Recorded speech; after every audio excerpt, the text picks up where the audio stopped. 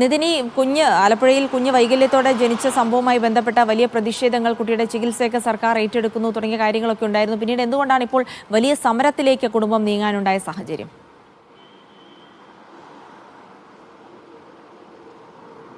ജിൽസി, ആലപ്പുഴയിലെ നവജാത ശിശു വൈകല്യത്തോടെ ജനിച്ച സംഭവത്തിൽ വലിയ പ്രതിഷേധം അന്നേ തന്നെ ഉയർന്നിരുന്നതാണ്. പക്ഷേ തങ്ങൾക്ക് കൃത്യമായ നീതി ലഭിച്ചില്ല എന്നാരോപിച്ചാണ് മാതാപിതാക്കൾ ഇപ്പോൾ ഇത്തരത്തിലൊരു സമരത്തിലേക്ക് കടക്കേണ്ട സാഹചര്യം ഉണ്ടാവുന്നത്. നേരത്തെ 2 ലാബുകളെ അടക്കം സീൽ വെച്ചിരുന്നു സർക്കാർ. പക്ഷേ അപ്പോഴും കൃത്യമായൊരു നീതി തങ്ങൾക്ക് ലഭിച്ചില്ല എന്നാണ് ഈ കുട്ടിയുടെ മാതാപിതാക്കൾ പറയുന്നത്. കുഞ്ഞിൻ്റെ ചികിത്സ സർക്കാർ ഏറ്റെടുത്തിട്ടുണ്ട്. പക്ഷേ ഇതിൽ കുറ്റക്കാർക്കെതിരെ കൃത്യമായ നടപടി വേണം. ആ നടപടി എടുത്തെങ്കിൽ മാത്രമേ തങ്ങൾ സമരത്തിൽ നിന്ന് പിന്തിരിയൂ എന്നാണ് മാതാപിതാക്കൾ പറഞ്ഞിരിക്കുന്നത്. ഇന്നു മുതൽ അതുകൊണ്ട് തന്നെ ഈ കുട്ടിയുടെ മാതാപിതാക്കൾ സമരം തുടങ്ങുമെന്നാണ് നമുക്ക് നിലവിൽ അറിയാൻ സാധിക്കുന്നത്. മറ്റൊരു പ്രധാനപ്പെട്ട വാർത്ത മധ്യകേരളത്തിൽ നിന്നുള്ള മുഖ്യമന്ത്രിയുടെ പരിപാടികളാണ്. കൊച്ചിയിലും തൃശ്ശൂരിലും മുഖ്യമന്ത്രിയുടെ പരിപാടികളുണ്ട്. അതിൽ കൊച്ചിയിൽ ഈ താജ് സിയാലും താജ് ഹോട്ടലുമായി ചേർന്ന് നടത്തുന്ന സിയാലിൻ്റെ പുതിയ സംരംഭമായ താജ് ഇൻ്റർനാഷണൽ എയർപോർട്ട് എന്നൊരു പദ്ധതിയാണ്. താജ് ഹോട്ടലിൽ വെച്ച് ഇന്ന് രാവിലെ 11 മണിക്ക് മുഖ്യമന്ത്രി അത് ഉദ്ഘാടനം ചെയ്യും.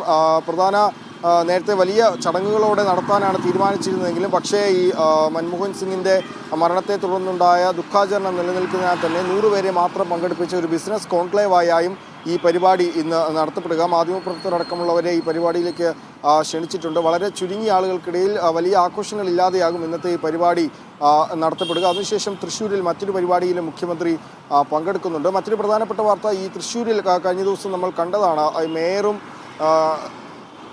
സുനിൽകുമാറും തമ്മിലേക്കുള്ള പ്രശ്നം. അപ്പോൾ ഏതായാലും ഇതിൽ വലിയ കൂടുതൽ പ്രതികരണങ്ങളിലേക്കുള്ള സാധ്യത നിലനിൽക്കുന്നുണ്ട്. പിന്നെ കൊച്ചിയിൽ നിന്നും ഇന്ന് പ്രധാനമായും നോക്കിക്കാണുന്ന വാർത്ത അത് CBI കോടതിയിലെ വിധിയാണ്. അത് ഇന്ന് രാവിലെ 11 മണിയോടുകൂടി തന്നെ അത് വിധി വരുമെന്നാണ് നമ്മൾ പ്രതീക്ഷിക്കുന്നത്. CBI കോടതി ജഡ്ജി ശേഷാദിനാഥിനാണ് ഈ വിധി പ്രഖ്യാപിക്കുക. 1.5 വർഷത്തിലധികം നീണ്ടുനിന്ന സാക്ഷി വിസ്താരത്തിനൊടുവിൽ 135 സാക്ഷികളേക്ക് വിസ്തരിച്ചതിനൊടുവിലാണ് വിചാരണ പൂർത്തിയാക്കിയ ഒടുവിൽ ഇന്ന് വിധിയിലേക്ക് കടക്കുന്നത്. അതുമായി ബന്ധപ്പെട്ട കൂടുതൽ വിവരങ്ങളൊക്കെ നമ്മൾ നേരത്തെ കേട്ടതാണ്. ഏതായാലും ഇത് പ്രധാനമായും ഇത്തരം വാർത്തകളാണ് ഇന്ന് കൊച്ചിയിൽ നിന്നും അല്ലെങ്കിൽ മധ്യ കേരളത്തിൽ നിന്നും. ശരി നിതിൻ, എന്തായാലും